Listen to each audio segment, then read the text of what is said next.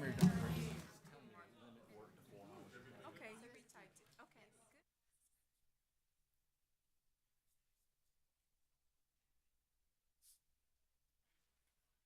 good. It was stressful. And I did get it. Yeah. That was still on antibiotics, which is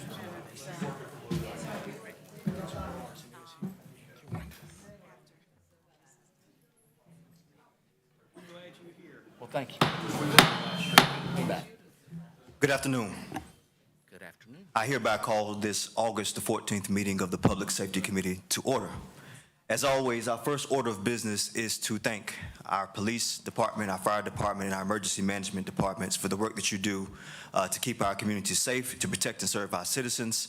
We always dedicate this portion of the meeting to you. Thank you for what you do for our community. As always, just as a formality, I want to recognize our city manager, Mr. Taylor. We also have our assistant city manager, Ms. Tony, who is here representing the police, fire, and emergency management departments, and I also see assistant city manager King in the audience. When you call names, you all get in trouble, but thank you all for the work that you do for our community. Now, for those who aren't aware, items on the consent agenda are typically approved with one sweeping motion unless a member of the council and committee requests an item to be pulled for consideration. Members of the committee and council, are there any such items that should be pulled for consideration? Mr. Chair, I'd like to pull C3 and 4. Item C, 3, and 4, is there any other items? If not, I'd entertain a motion to approve the balance. So moved. Second. We have a motion. It's been properly seconded. All in favor, please vote yes. Opposers, no.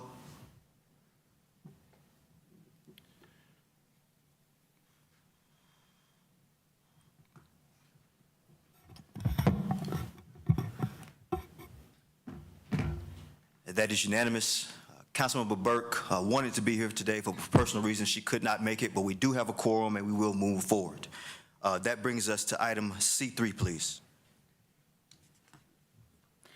Item C3, consideration of items regarding the Bike Safe Regional Coordinator position grant for fiscal year 2023-2024, including the resolution authorizing acceptance of North Carolina Governor's Highway Safety Program grant for the Bike Safe Regional Coordinator position and ordinance amending the project budget ordinance for the city of Winston-Salem. I'd like to recognize Councilmember Mundy.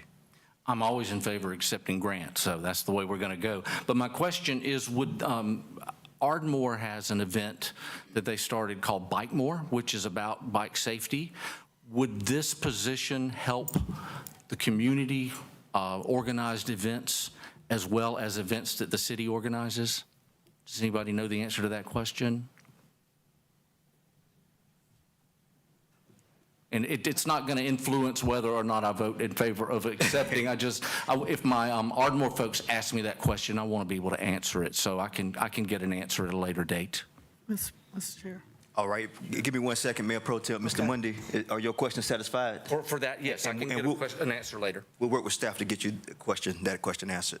Mayor Pro Tem Adams. Yes, Chair Taylor, I was going to say, Councilmember Monday, that's what the city does. If a community is having a block party, a community night out, festival, whatever, the appropriate staff is always connected to them, via you or your assistant, to provide any resources or advice as needed. We've always done that. Excellent, thank you. Mm-hmm. Councilmember Larson. This is a $5,000 grant. I assume it's an add-on to some responsibility for one existing patrolman. Do we have a name of a person who's responsible for this bike program, and do they interface then with the city's bike coordinator? Ms. Tony. Either you or somebody on your staff. Chief Penn will be glad to respond. Thank you. Chief Penn, good day. I hope you're well. Did you get the question? Good afternoon, Chair Taylor, members of the council. I was taking a look at the CARF, and it looks like it'll be our sergeant over our traffic enforcement unit, the motorcycles. That would be the person who will be spearheading the program, the bike safety program. And how do they interface with the city's bicycle coordinator? I'm unaware of that, but Matthew, you used to be Matthew. I'm not sure who's responsible now for bicycle coordinating. Do we have a new appointment for the bicycle coordinator? The interface, the synchronization between these two jobs. I don't know the interface question. Ben Wober is our new person who's taken Matthew Burchick's role, so we do have a new person in that spot. I'm sure they'll talk to each other. Thank you. Any other questions for Chief Penn or Mr. King? Mr. Mundy? I'd move to approve C3, accept that grant. Second. The motion is second. All in favor, please vote yes. Opposers, no.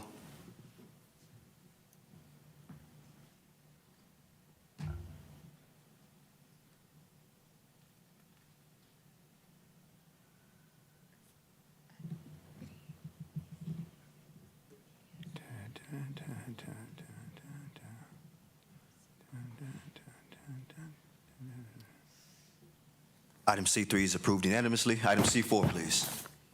Item C4, ordinance amending Chapter 38, Article 1, Section 38-10I, entitled Possession and Discharge of Firearms of the Code of the City of Winston-Salem to allow state and/or federal wildlife officers to discharge rifles for the purpose of eliminating deer and wild turkeys within the boundaries of Smith Reynolds Airport until August 19th, 2024. Thank you, Madam Clerk. And we have our Public Safety Attorney, Attorney Sykes, with us today. Before you speak, Ms. Sykes, if you don't mind, I'd like to recognize Councilmember Mundy. Thank you. I don't really need a presentation on this, but I had a question, and that is about efficiencies. Is there any way we could approve this for multiple years with a provision that it's rescinded if at any point it's not necessary, or is it something that by law we have to approve every single year? I do not believe by law it's limited to every year. I think that was the choice in the beginning to see how things progressed until a certain time. So if there is a period that you decide that you're comfortable with what's happening and with the reports and the fact that there are no complaints, I'm sure that could be considered. Yes. I think we move forward with the way it is this year, and then this time next year, maybe we look at a multiple-year contract or provision if that's still necessary? Certainly. Okay, thank you. And Mr. Mundy, this has been a pretty sensitive topic over time. Right. That spills over to another council member, and another council member kind of inherited. Councilmember Burke is not here today, but we certainly will make sure that we keep her abreast of the way we're moving. And I know that community is fairly sensitive around there. She wants to do her best to protect them. And not changing anything for this year. Thank you, I sir. was just going to comment that this, Larson. anytime we fire off firearms in the city, there's a lot of concern, obviously, about where the bullets are going. What I was curious about is, do we have numbers of harvesting of the deer and the wild turkey? I know that they're used for food source. And Yes, Councilmember, we do. Since the program was begun in 2019, the USDA officers have harvested 36 deer and 3 wild turkeys 36 deers over the 2-year period? since 2019 to present. 2019 4-year period. Yes, sir. And we do check every year before we bring this item back, and there have been no complaints registered with the airports and no complaints registered with CityLink. Excellent. Well, that's one of the reasons why I'd like to see it every year. Thank you. Yes, sir. Any other questions or concerns on item C4? If not, I'd entertain a motion. Move to approve C4? Second. All in favor, please vote yes. Opposers, no.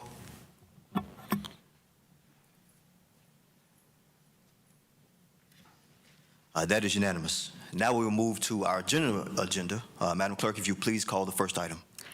Item G1, information on sound thinking, formerly known as ShotSpotter, with the Winston-Salem Police Department. Thank you. And giving us the presentation today is Captain Amy Galden. Welcome, and you have the floor.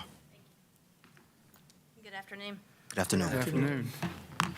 We wanted to give you guys a little information on an update on a study that we did, excuse me, on a study from the Center.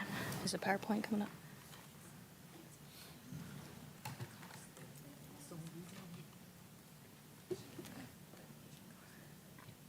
Oh, yeah.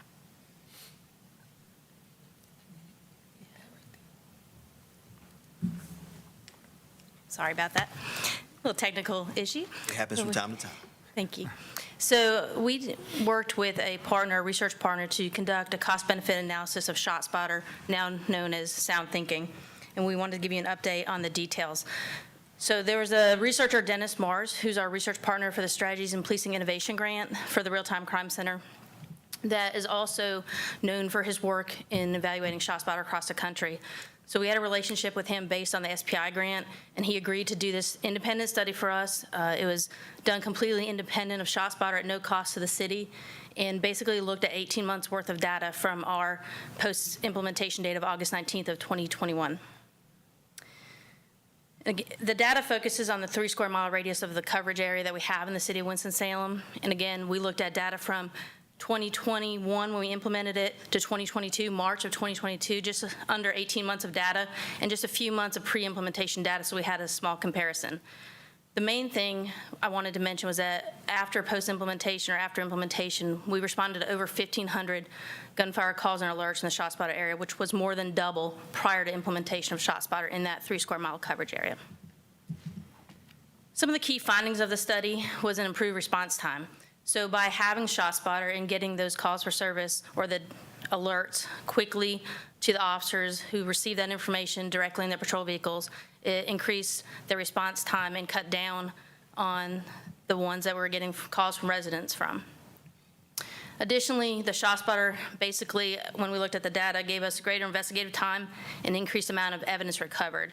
So we looked at why they were spending more time on these calls for service. One was because ShotSpotter directs them precisely to where that incident occurred, so they're able to spend more time looking for evidence, recovering the evidence, which then resulted in greater investigative time. It also resulted in more evidence recovered. They were able to locate more shell casings, which then plays a role in the other technology we use as part of the police department, for instance, NIBIN, in collecting all the evidence and putting the pieces of the puzzle together. One of the other significant findings was that fewer than 1 out of 4 ShotSpotter alerts or calls had a corresponding 911 call for service. And I know you've heard that in our other ShotSpotter updates, that where approximately 80% of our ShotSpotter alerts do not have a corresponding 911 call for service. This is true across the country, so it's not unique necessarily to Winston, but our data just in those 18 months continued to show that same finding.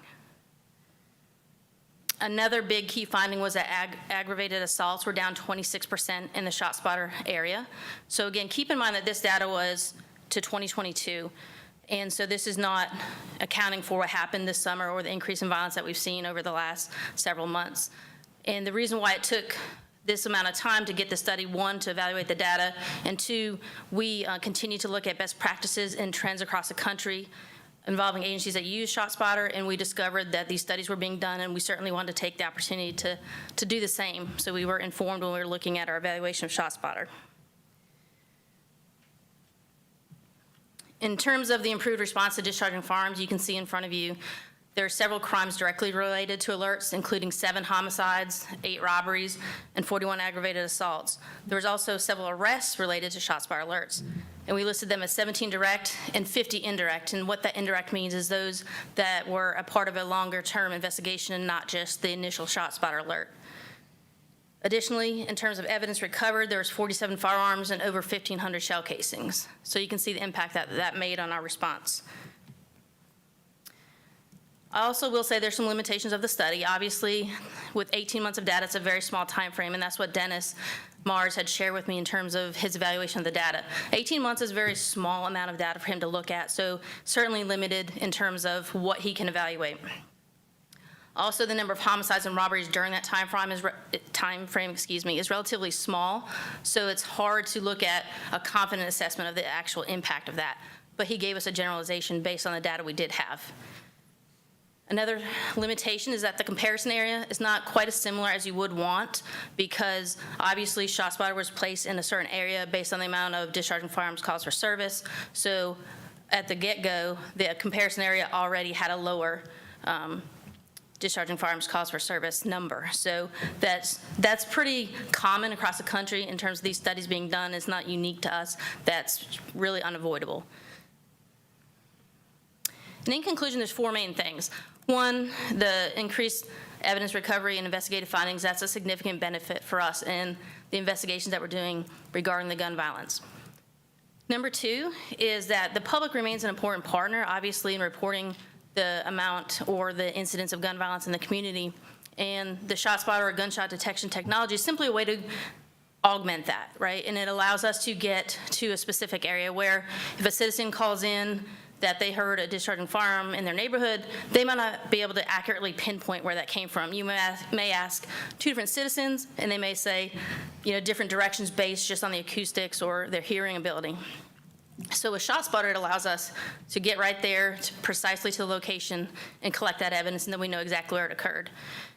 And one of the things we wanted to do is do this study now, even though it was limited with 18 months of data, because it's a 3-year grant. So we wanted to use this to look at when the grant expires in 2024, and we'd repeat the study again in 2024 to compare the results of those two at 18 months and hopefully at 36 months prior to making a decision as to what direction to go with ShotSpotter technology in the long run. And that's just a high-level overview. We just wanted to give you guys kind of what we're doing, and the main thing is that a lot of people looked at this study and thought ShotSpotter was involved in it, but obviously it was an independent study based on our desire to do the right thing and look at the data specific to Winston-Salem and share that information with the community. Thank you, Captain Galden. We will move forward to questions and comments, but before we do that, Across the country, and I was working with him on the SPI grant for the Real-Time Crime Center. He has done other studies. He's from St. Louis that also has ShotSpotter, has done some other studies with Chicago, and somewhere it hasn't gone as well. And so, and that's another kind of explanation.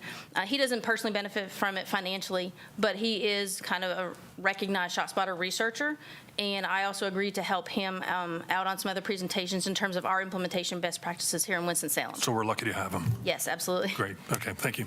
Councilman Larson. Yes, this is a fascinating program, and nothing like technology to sort of move the police department forward. I was curious of the 1,500 calls that you responded to. Were any of those basically duds that showed up on scene and no cartridges were found, or no evidence of a... Of those 1,500, that was removing any that were potential duplicates or others that were not determined to be actual gunfire. So that's the true number of actual alerts that were legitimate alerts. Well, total alerts, and there were no... We have.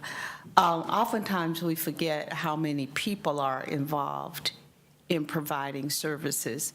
What is the number of people working on the ShotSpotter aspect? In terms of everyone on patrol responds to the ShotSpotter alert. So there's various officers that could be on patrol at any given point in time when a ShotSpotter alert occurs. We also have members of a real-time crime center who are there, and that's where the layered technology approach comes into play, because then when a ShotSpotter alert is received, they're able to look at any camera assets or infrastructure throughout the community that we may have in that general area, and then be providing that specific description to those responding. And then we also have our gun crime reduction unit, VFIT personnel, various units all collectively respond to that, but mainly our patrol division. So if we want to think about recruiting people to the police department, I think this is a good time to say that all police work is not necessarily sworn officers, but there are opportunities in other areas of the department. Absolutely. Our analysts play a significant role. I'm glad you brought that up. A significant role in looking at this data. And one of our our crime analysts worked with our research partner, Jordan Atkins. I'd like to give him kudos for his role in this as well, and other analysts in the department that collected this data and provided it to the researcher. Thank you. You're welcome. Mayor Pro Tem Adams. Yes. Again, when we started to see the decline in resources of actual officers and people applying to the police department or any department, when we saw the increase of gunfire violence, crime throughout our city, but also throughout the country. Again, I've attended a couple of conferences where this is the new. This is our alternative to what we don't have, which are other eyes and ears and hands to help make a safe city. The articles in the Journal yesterday, Chief Penn, your folks, your team, I thought they did a good job on reporting. If you have not read both of those articles, please go do that. Front page, they had 2 articles on the Shots Fired Center and the benefits of it. First time in many that John Sexton said this was a good idea for the community. I think that with the particular communities, which are the minority black and brown communities, at the time when we made this decision, it didn't matter what other people thought.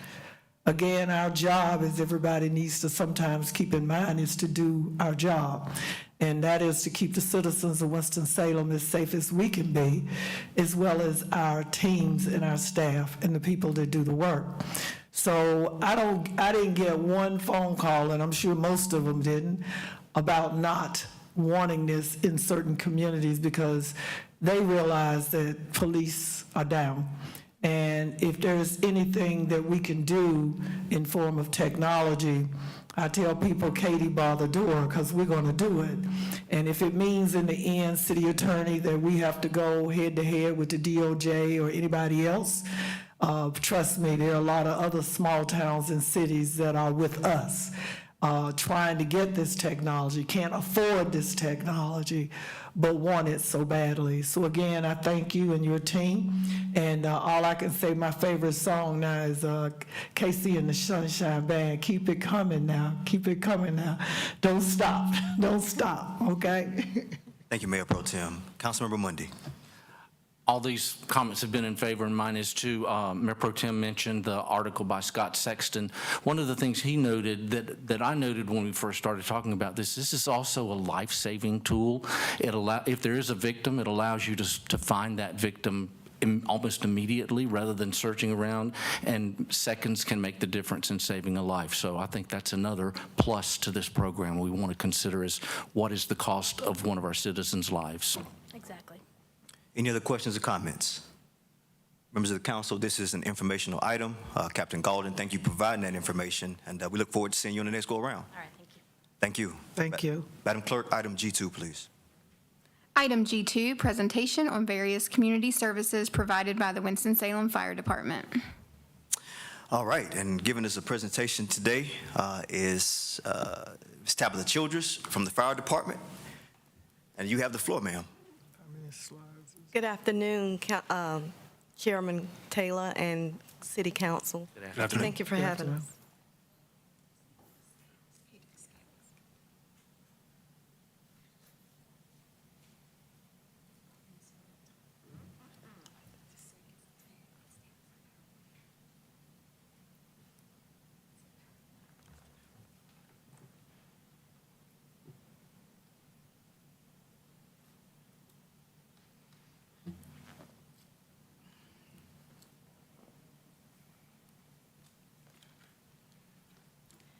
Thank you for having us. I am Tabitha Childress, Community Engagement Specialist, Winston-Salem Fire. And I'm Teresa Knops, the Risk Reduction Specialist for Winston-Salem Fire.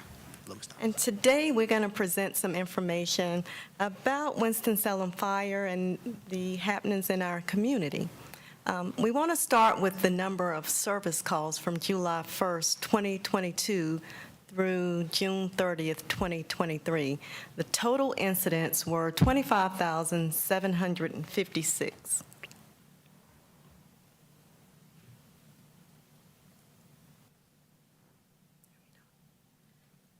So one of the questions we get asked a lot is, why does the fire engine come on a medical call? And that is because all of the City of Winston-Salem Fire Department firefighters are emergency medical technicians. And it is not uncommon for the fire engine to be there before the ambulance is actually there. So our firefighters are trained in CPR, trauma, the whole length of what an EMT can do. We also have a hazardous materials team as well as specialty rescue teams. So when our firefighters are not responding on calls, what are they doing? From July 1st, 2022 to June 30th, 2023, the firefighters participated in 113,030 hours of training. This training involves everything from high-angle rescue to the strategies and tactics for fighting a structure fire. These firefighters work 24-hour shifts. So while they're doing that, they're responding on incidents, they're training, they're also providing value-added services to our community. One of our most popular is our smoke alarm program. Citizens can access that request through our website, and last fiscal year, we installed 1,552 smoke alarms. This will remain a no-cost program as long as we have funding for it. Along with the request on our website, we also work with community partners, including Atrium's Nest. This is a nursing education support team, Bed in a Book, Meals on Wheels, and the Saturday following, every Saturday, crews in the communities where there's been a residential structure fire during that week canvass that neighborhood, knock on every door, make certain they have smoke alarms, and give them fire safety information. And we're averaging about 4 a Saturday. So this is a busy day for them because they're also participating in community events. Last fiscal year, 777 hours. And that there really is so much more than that we don't document when they're speaking to kids in grocery store parking lots, giving them helmets. As you see here, we are partners in building a habitat home. We provide water for the mobile showers. And there's a picture of a battalion chief lighting the menorah when we did the gelt drop for the Jewish community last year. Also, that is our Bed in a Book. Bed in a Book is a nonprofit organization that provides beds to children that do not have one. We assist in putting the beds together and make certain they have smoke alarms. Our Fire and Life Safety branch is also very busy. Last fiscal year, they did 10,775 inspections, covering over 304 million square feet in the city of Winston-Salem. We offer specialized fire safety programs, including those for children who are blind, children on the autism spectrum, adults with special needs, and older adults. We have a page on our website where teachers, parents, caregivers can go if they want to pull information down, and much of this information is available in anywhere from 5 to 10 additional languages.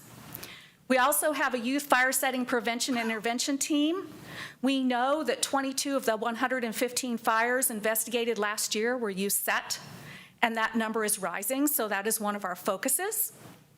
Every year, we have a Citizens Fire Academy. It happens in September, and citizens can come and learn all about the fire department. They get their hands in there, their hands on everything. We've actually had some go on to become Winston-Salem firefighters.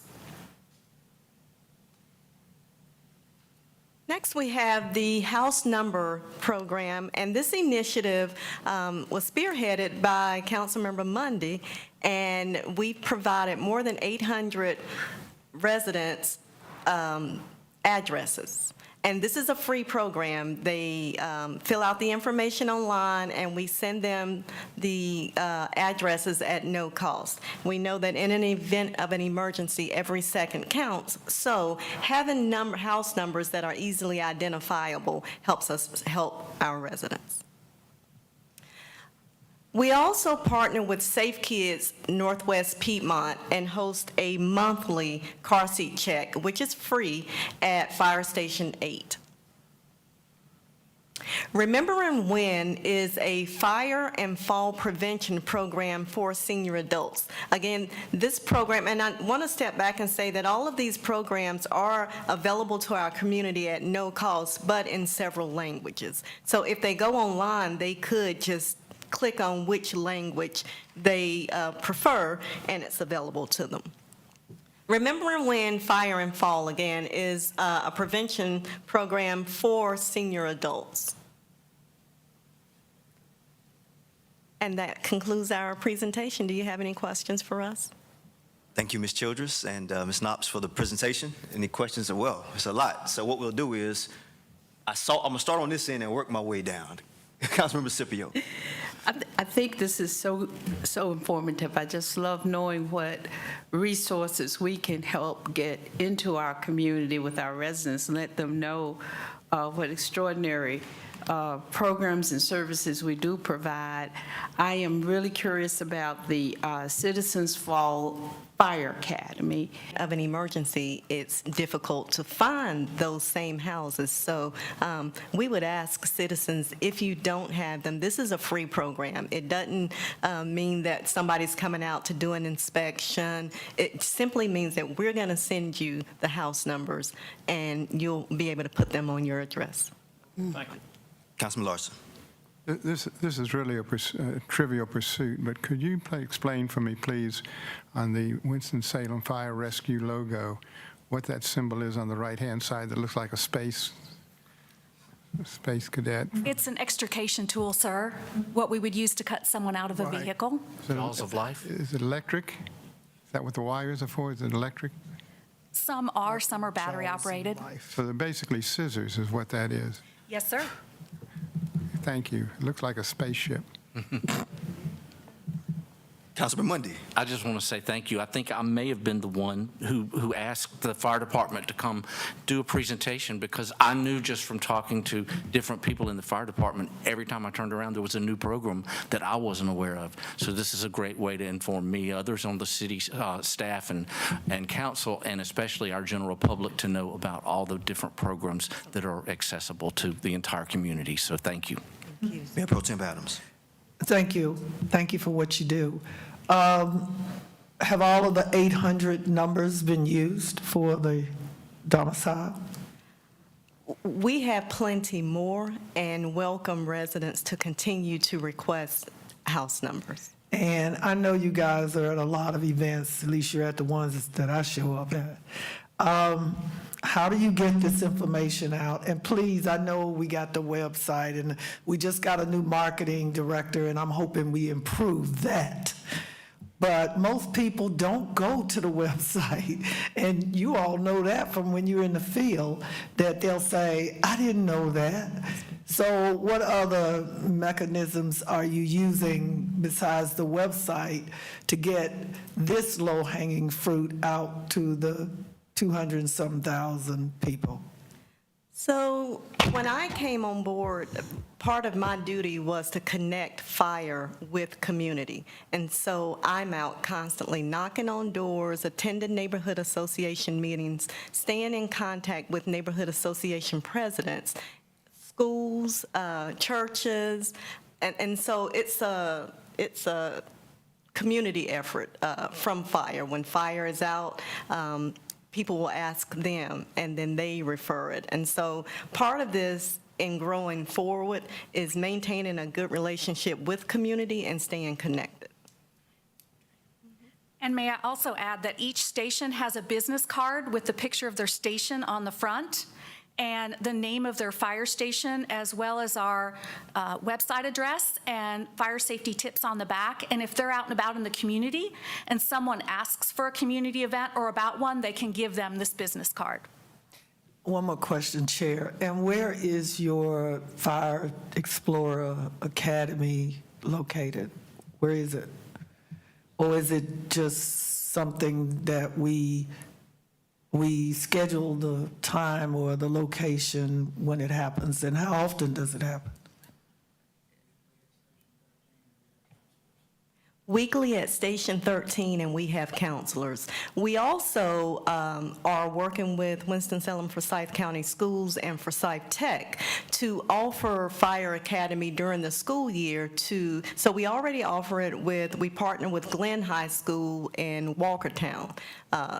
Coming soon, that will be available for Carver High School, Kennedy High School, and Atkins High School. That program will, there will be a transportation component to that program, and so we'll be rolling that out soon. I look forward to hearing about it. Thank you. And last but certainly not least, Councilmember McIntosh. I'm good. All right. Councilmember Scipio is recognized. I have one more question. On your visuals, where you showed 777 hours, there was a photo, looks like of some kind of mobile unit. And I wanted to, there it is. What is that? And is that the fire? That is not, that's a partnership. Okay. And that agency provides mobile showers and a place for those in need in our community to take a shower, to wash their clothes. And so Hope Vibes is the agency. And so we've partnered with them to connect the water and get them the resources that they need to provide to our community. Okay, that's nice. Thank you. Any other questions or comments? This is also an informational item. Ladies, thank you for your time. Thank you. We'll now move to item G3, please. Item G3, resolution adopting the Winston-Salem Fire Department 2023-2028 strategic plan. I'd like to recognize our Fire Chief, Chief Mayo. Thank you, Mr. Chairman. Good afternoon to you and members of the committee and council. I am not going to scroll through this. I'm going to give you kind of the 30,000-foot view, if that's agreeable to you. I want to start out by, well, first let me say that I hope this afternoon, Mr. Chairman, that I worked for a city manager some years ago, and he had a sign in his office that said, hire the right people. And there was a four-letter, not a real strong expletive in there, but I'm not going to use it this afternoon in mixed company. But that sign said, hire the right people and get out of the way. And I hope that over the course of this afternoon, particularly with those folks who are bookending my presentation, you'll see that we are fortunate to have the right people in the right places in the fire department to get a lot of these things done. So I just wanted to give credit to those folks. And as it relates to the strategic plan, I want to specifically thank the folks who were instrumental in its development. And you know the risk you run when you start calling names, but Deputy Chief Chaz Browning is here this afternoon. He got that project started. Assistant Chief Andrew Gray is here. He is our new accreditation manager. And I don't know if, yes, Assistant Accreditation Manager David Emery is sitting back there in the back row. And then we also got some assistance with formatting from the Marketing and Communications Department. We appreciate their assistance. If you took some time and went through this, you probably noticed a few minor grammatical errors, formatting errors that we caught over the weekend, and those have been updated if your OCD is like mine and you just cannot stand it until you get it exactly like it's supposed to be. But this strategic plan was developed in accordance with guidelines from the Center for Public Safety Excellence. They are the sanctioning body for the fire service accreditation model. Like most strategic plans do, it involved and contains those kind of standard components of a SWOT analysis by internal and external stakeholders, and the development of mission, vision, and value statements, and you can see all those things in the plan. The major tenets that you will see if you leaf through the plan are continued improvement in data collection and its use in decision making. You will see some references to facility upgrades, including the apparatus maintenance shop. The fire department has 21 fixed facilities in the community. I am not counting Beatty, and I am not counting the Public Safety Center. 11 of those 21 facilities are relics of the public safety era, which was dismantled in 1987. Those facilities were built for a bygone era, a different deployment model, and a fire department that had yet to embrace the all hazards approach to service delivery that modern fire departments use today. Those facilities present us some significant recruiting challenges in modern times, particularly when it comes to recruiting females. Half of our stations still have communal bathroom, locker, and dormitory areas.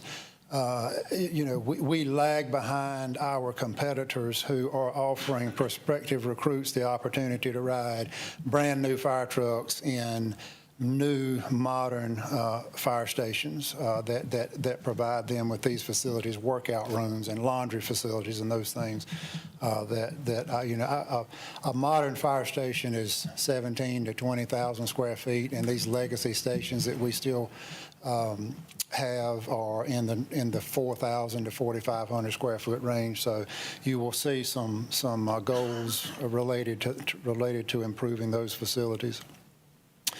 The plan includes investment in continuing work that has been underway for several years to build a more equitable and inclusive culture.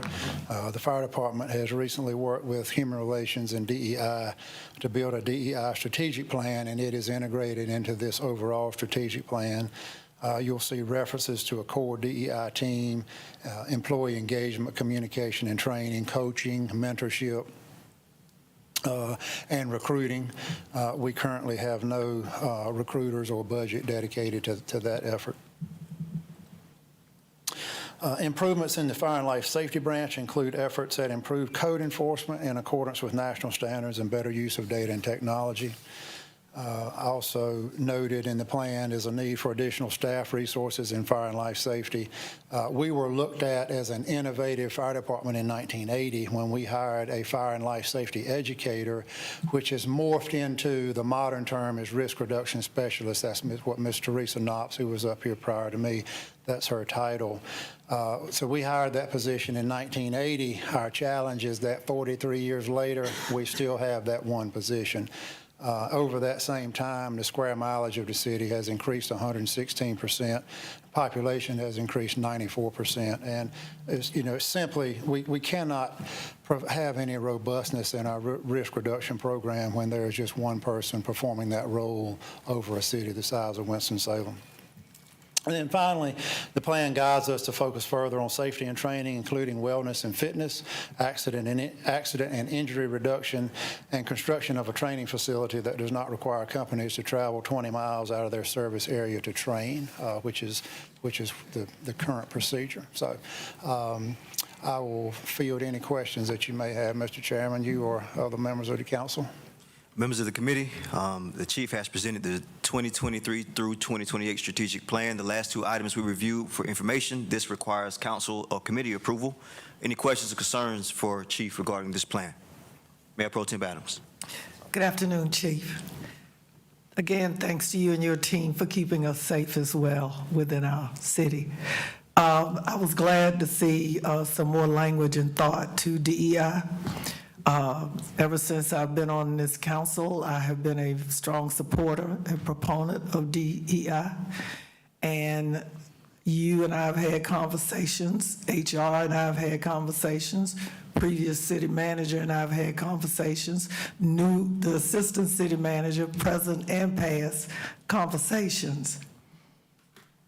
The thought is great, but by now we need to be in action. I did read your plan more than once. And what I see, again, is the plan to me is very leaning towards, and I understand the infrastructure side of what you do, the economics of it, the fire trucks, the new equipment, the turnout gear. Many of you know my brother-in-law, Robert Ellis, was a fireman that retired from the city. But then I saw the goals and objectives to get to DEI. I saw your timelines of 12 to 18 months, which is a year and a half. But as I've spoken to other fire departments, especially over the past few weeks, I've attended a lot of conferences of municipal elected officials. The name word that everybody uses, and I'm teeth all in on intentionality. I am going to charge the new city manager and staff to make this intentional so that it gets done. Again, the days of looking at that, well, we can't find anybody or nobody can pass the test, and I've heard that from our staff. They can't pass the test, and we know who they are. But again, I'm looking, Assistant City Manager Tony, for us to be intentional, just like we did with minority women's business, just like we do with other legislative and ordinances in this city. We have got to be able to promote the data that shows along with this, and I'm looking forward to seeing that as well. What has been the intentionality of the city over the past 14 years I've been here on our numbers of DEI, and what programs or recruitment policies or training? And Chair Taylor, I'm gonna take one more minute. I tried before you got here, Chief Mayo, to get them to put a training facility within the city of Winston-Salem. I tried to get everybody to understand that if Black and brown and poor kids don't have opportunities to see a dream or see, and they talked about this at the conference I was at this weekend, that they can see someone or something in their community that says, you know what, I can do that. And if I can't do that, I can do something else, but I can do something like that. We don't have that in our community. Yeah, we got fire stations, I got that. But until we are intentional about allowing our youth to participate in education of the job and the passion that comes with it when you subject yourself to it, then we'll never be able to move the needles on this. And I look forward to further conversations about it. Again, thank you for this wonderful strategic plan 23-28, which is 5 years. But I say the time is now. We got to strike the iron hot if we're going to recruit. You also talk about the challenges of the finances, the budget, the costs, the benefits of the present employees, and how we retain them. Again, every city is facing the same challenges as you've heard me say. This council has to make up their mind whether they're going to take the high road and go with the tax increases that other cities around us are doing to ensure that our people are paid correctly and compensated as to what they should have. So, more conversations going. I know we'll probably get into a lot of this before the year end, and I look forward to it. Thank you. Thank you for your support. Councilmember Mundy.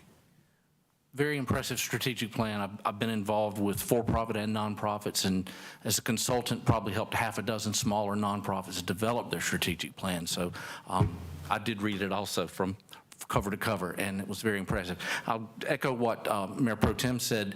If there are resources that the fire department needs that we're standing in the way of, please make sure we know what those are, because we can't recruit good people to the fire department or the police department or any other department if we're not paying competitive wages and we're not providing top-of-the-line infrastructure. We're not a small town. We're the 5th largest in North Carolina, and we need to reflect that.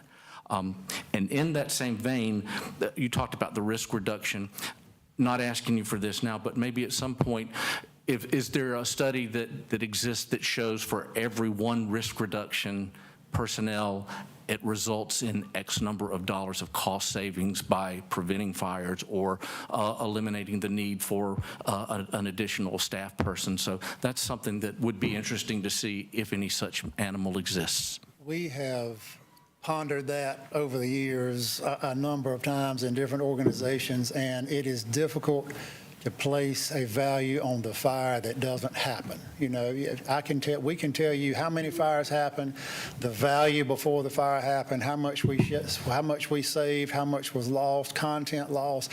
We track all of that stuff, but it is extremely difficult to put a firm number that I'm comfortable standing on to say, look at what didn't happen because of this, but we do know that there is a correlation. My guess is that the cost savings is greater than the cost of adding a person. Yes, I'm certain that that is accurate. Yes, sir. Thank you. Yeah, because those, if I may, Mr. Chairman, Please continue. What we account for is, the value of a building, the value of stuff, the value of vehicles, the value of things that are destroyed by whatever destroys them. But the things that we don't put a value on because we can't is wedding photos or stamp collections or, the birthday card that your 3-year-old grandchild makes you. I don't, what is the value of those things? I have no idea. And that's one of the things that makes it so challenging is we just don't know the value of those things. Councilman Larson. Consistently, ever since I've been on council, every public survey that's been undertaken, the fire department always ranks #1 in public approval. Tell you something about the value that the public puts on your work and also how successful you are in conducting that work, the satisfaction of Winston-Salem people. I read your long-range plan, and I'm fascinated by it. The thing that I'm sort of looking for, though, is we know that the cost of the fire department is expensive. The personnel, the equipment, the stations, all are high-budget items in the city. And yet I sometimes feel that deferred maintenance is sort of the name of the game when it comes to tight budgets. And we tend to scrimp and postpone and do whatever we can to get by.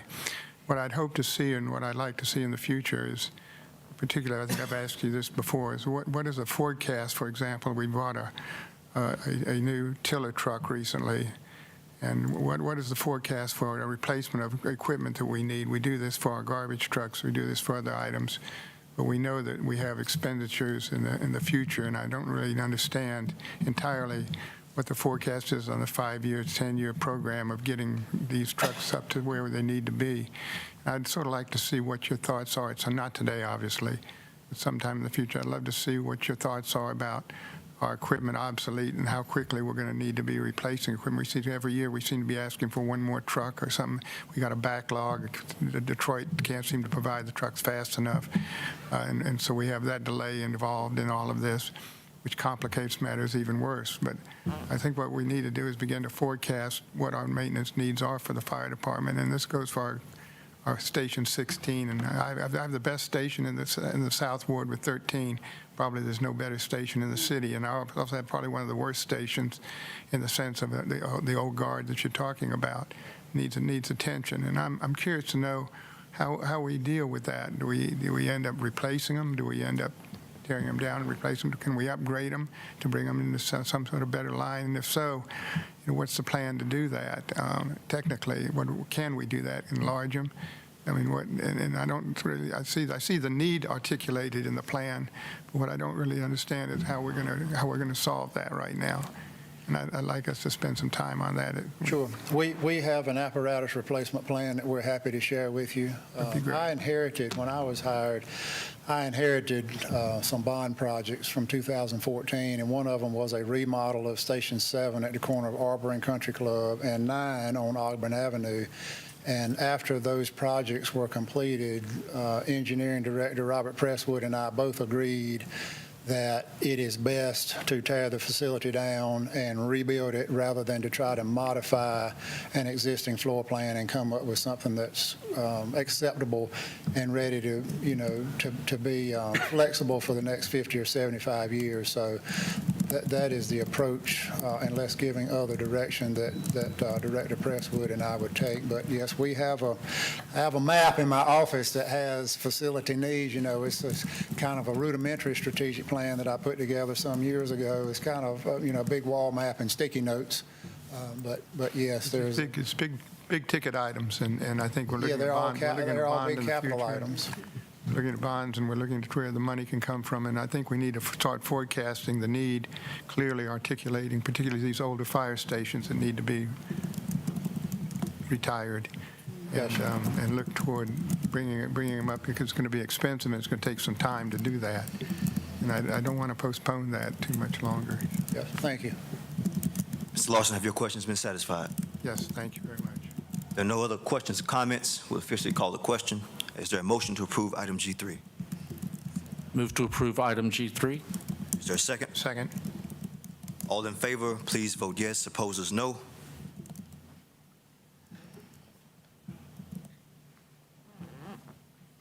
The strategic plan is approved unanimously. Thank you. Madam Clerk, item G4, please. Item G4, update on the fire department's behavioral evaluation and response BEAR team. Giving us a report on the BEAR team is Ms. Kristen Ryan. Thank you for being here. Good afternoon. Good afternoon. Good afternoon. Thank you. So my name is Kristen Ryan, and I'm the director of the BEAR team. And I want to thank you for your time, Chairman, Council, and committee members. We are really excited to provide this update today, as we've been operating for about 11 weeks. So this is the car that the community will see out in the community when they get responses. I wanted to share this with everyone and to kind of congratulate the marketing team for coming up with our new logo. So this is, we want to make sure that the community is aware that when they see this logo and they see these cars, that it is our mental health team coming to help. And just to kind of remind in our program purpose, we're here to provide an alternative to law enforcement for nonviolent mental health, substance use, and domestic dispute calls.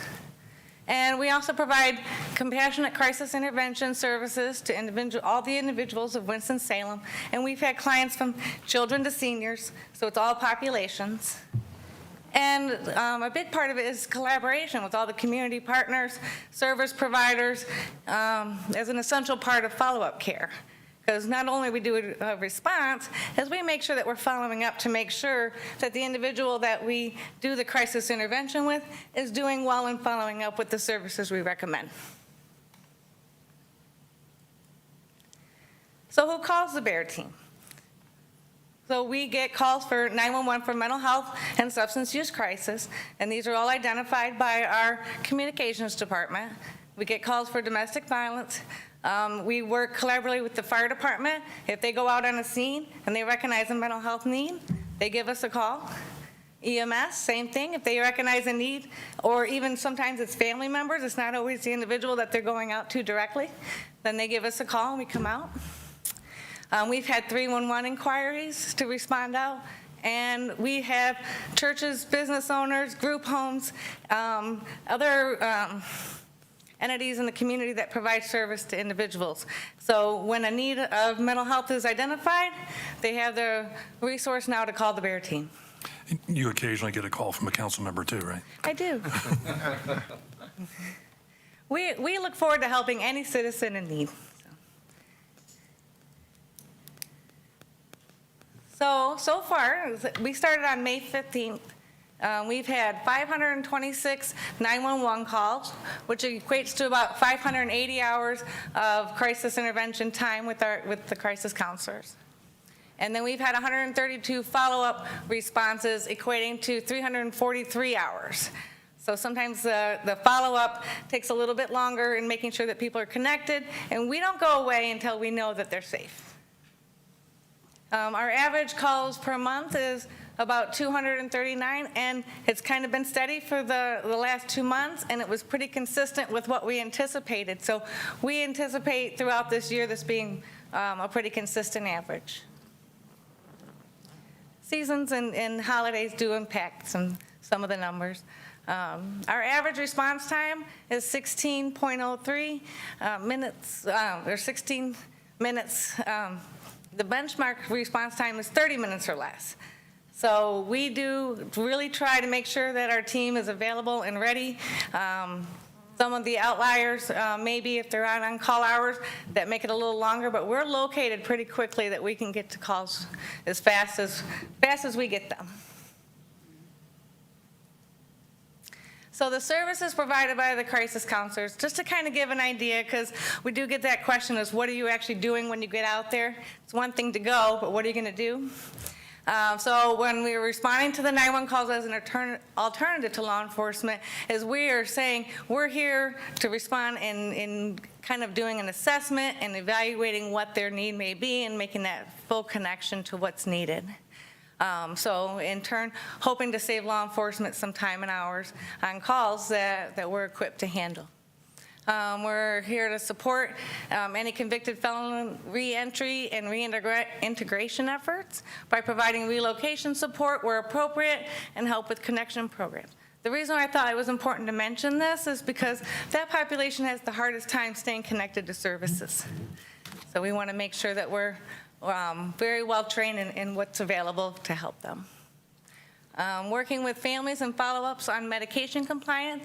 And I mentioned with the teens who run away, sometimes that's what it is. It's not always the individual that's in crisis, it's the families and how, and helping to help they can support that individual. So if the teen's not listening to mom anymore, we make that call every day and say, did you take your meds today? We're coming by tomorrow, and kind of help with that accountability. Just an example of how we can help with especially the younger population. Assist victims with domestic violence and accessing safe havens and eliminating barriers. So a lot of times transportation, moving items, things like that are some barriers to making those choices. So we assist in all those avenues. Response to individuals displaying unpredictable behavior. So that's, again, if you see somebody that is concerning in any way, we do encourage everybody to call because we can help. You never know, sometimes they're medical induced and sometimes it is mental health, but we do encourage everybody to call, let us kind of check it out. Redirecting and assisting clients who frequently call 911. They call the BEAR team directly when needed. And so there's some rapport that's been established with some of the callers that frequently rely on law enforcement or communication support. So we're doing our best to be that replacement and having them call us directly. Transporting clients to the least restrictive level of care and avoiding unnecessary emergency department admissions. So we do an assessment. If we know that they can get in to other programs that are a better fit for them, then we will transport them and make sure that they get connected. And because most times that immediate reaction is to go to the emergency department. So we are trying to ensure that we are offering those other elements when the emergency department's not needed. And ensuring citizens of Winston-Salem are receiving the right level of care at the right time. So that means something different for everyone. But we are really making sure that we're doing a thorough assessment and making sure that the individuals are receiving that care. And we provide the transportation and eliminate all those barriers. We do in-home counseling, provide resources and safety plans for those that are in need. So it's kind of really a wraparound service that we're doing. And we do rely on the community and the other providers because we are not the service provider. So this is why it's really important that we collaborate with everybody in the community and throughout the state of what the best level of care is. So some more direct requests for non-emergency services, relocation of unhoused individuals, and assistant with resources. So these aren't the ones that are calling 911, but these are some of the collaboration efforts that we're doing to try to help the community in other ways. Provide crisis counseling and resources as follow-up after medical interventions. Sometimes a call goes right to the emergency room because there is a medical need there, but we're getting that information and getting referrals and following up with the individual after their care. And attend case staffings with other mental health providers to increase support and eliminate barriers. Sometimes I get calls where somebody's been working with someone for quite some time, they got a good rapport, but they're not quite sure how to eliminate those barriers or what that next step would be. So we'll collaborate with them and make out those plans. Here's an example of some of the community collaborations that both myself and the team do. We meet with the North Carolina Crisis Response Network. So this is all the co-response teams in North Carolina. And what we do is we really look at making sure that we're all up to speed with best practices, trainings, resources that are helpful and more of that intervention type. So it's really kind of a way for us to make sure that we're not just living in a bubble and that we're keeping up with what is innovative and effective for our clients. We meet with the FROST team, which is the Opiate Task Force.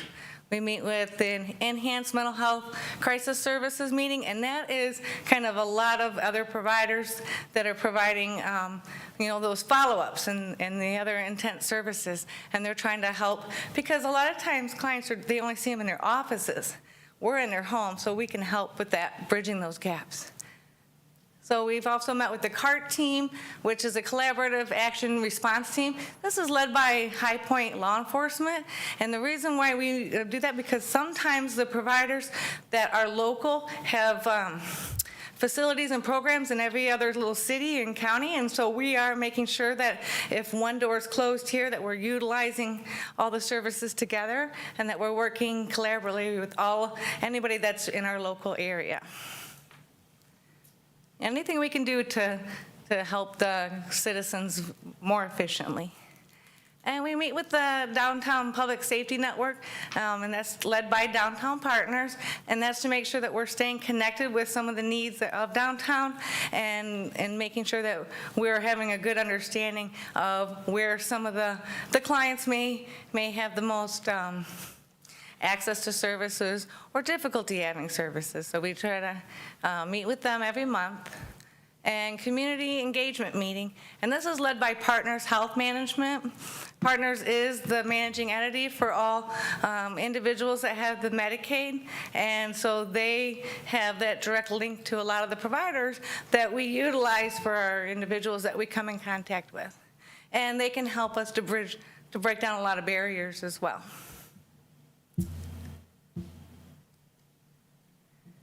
So this is the contact information for the BEAR team. I want to make sure that, the best way for the public to reach us is to call 911 or the non-emergency line, because we are dispatched through community or the communications. But if anybody is in need, they can call us directly.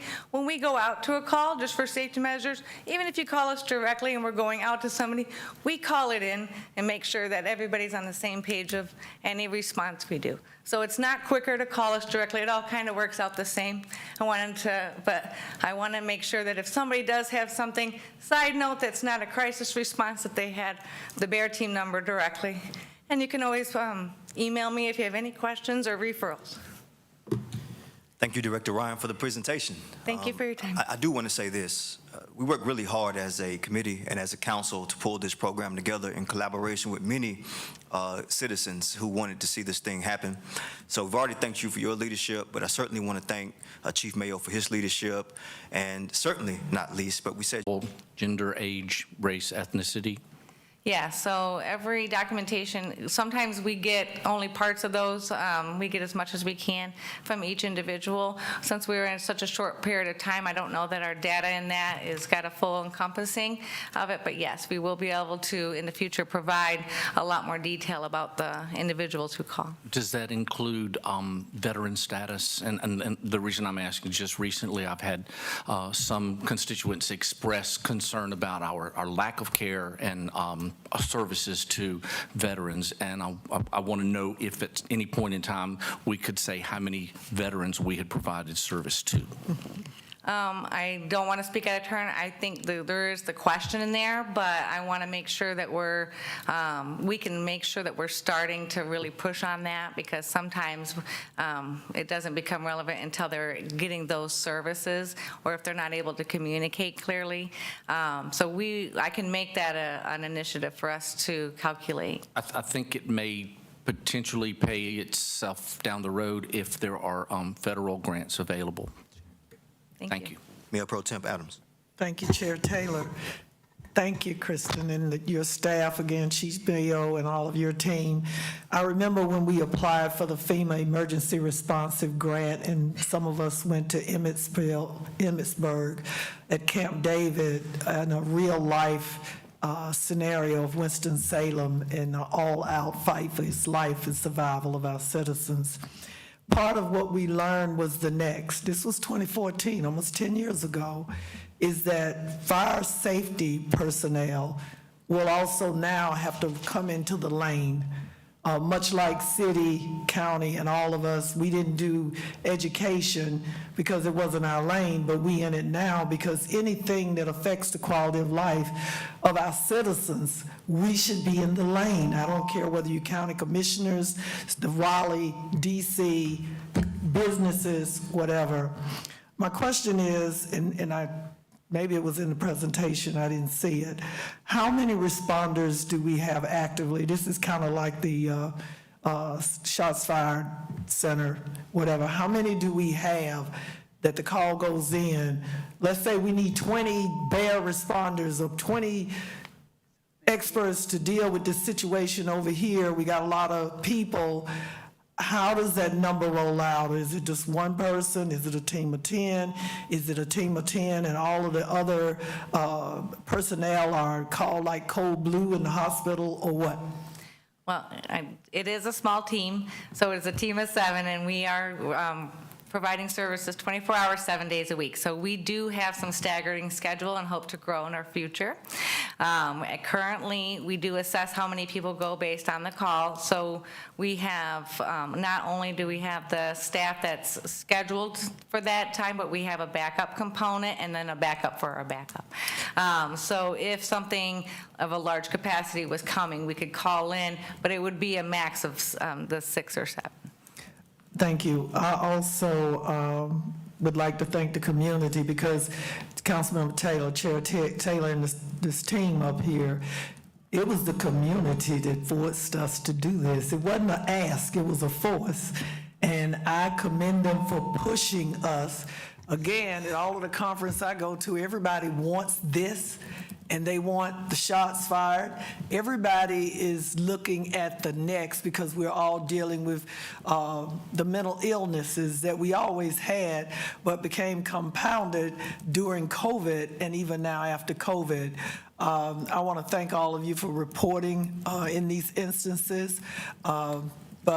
Yeah, in the future, and I hope that the chair will ask you to come every 3 months or 6 months to give us an update. I think going forward, as I said, that all of these bells and whistles and programs that we have, if the council isn't aware of what it's doing and how it is going, and then it comes budget time and you say, well, we need $500,000 and it's because of this. Well, we never heard from you. You know, it's kind of like, you know, but I am looking forward to the future of this program. I think it is definitely it was needed because every call that you make for 911 is not necessarily for a fire and it's not for a violent act. It's for somebody going into an episode. And if all of you've never had that to happen in your family and neighborhood, trust me, you're very fortunate to now to have the bear. Thank you very much. Councilmember McIntosh. Kristen, it was nice to be engaged with your group. Councilmember Mundy and I had the opportunity, and are still have the opportunity to engage with Bear on a scenario with a 10-city situation that we're working on. And I guess it made me really understand on the ground the multidiscipline nature of these kind of scenarios. It's community development, it's WSPD, it's, you know, it's all hands on deck, because it's not just one thing that you're going after. There's multiple solutions. There are multiple prongs to any solution if it's going to work, if it's going to actually fix a problem. Something I'm probably going to want to talk to you about offline, though, is something that we are witnessing now as we look deeper into that scenario we're working on, and that's this revolving door at the hospitals, where we're seeing people come out of hospitals with armbands that instantly turn up on our doorstep with no medication, no housing, nothing. They're just there, and they become our problem. So that's a conversation I think we need to have with hospitals. The other disturbing thing is something that came up during our call about neighboring jurisdictions who send their sheriff's cars in and drop homeless off in our community, which is just absolutely horrific, and that's something that we need to work on. That's not, obviously not in your bailiwick, but that's something that we need to be aware of and come up with a solution to. But so far it's been great working with you guys. I think from an efficacy standpoint, 7 Bear team members saves us a bunch of money and time when it comes to the amount of police effort that we would have to send in their direction. So, so far it seems to me like it's working really well. Keep it up. Thank you. Thank you. Councilmember Scipio. Yes, thank you for this report. I certainly know that it is making a big difference. My direct concern is the Worcester bus station on 5th Street, and has the Bear team had to go there for any incidences? So yes, we work collaboratively with all the providers that attend service at the bus station, and we are working towards a collaborative with some of the county partners to do a regular, weekly service there. But we do go and work along with the other providers for responses. Thank you. Any further questions or concerns? Director Ryan, thank you for the presentation. We look forward to the success of the Bear team. And I will say, I really like the logo. I thought initially when we put the bear on it, it would look more like the Chicago Bears. This looked more like Winnie the Pooh. And I think I like this a whole lot better. Yeah. Thank you. Thank you very much. Shout out to marketing.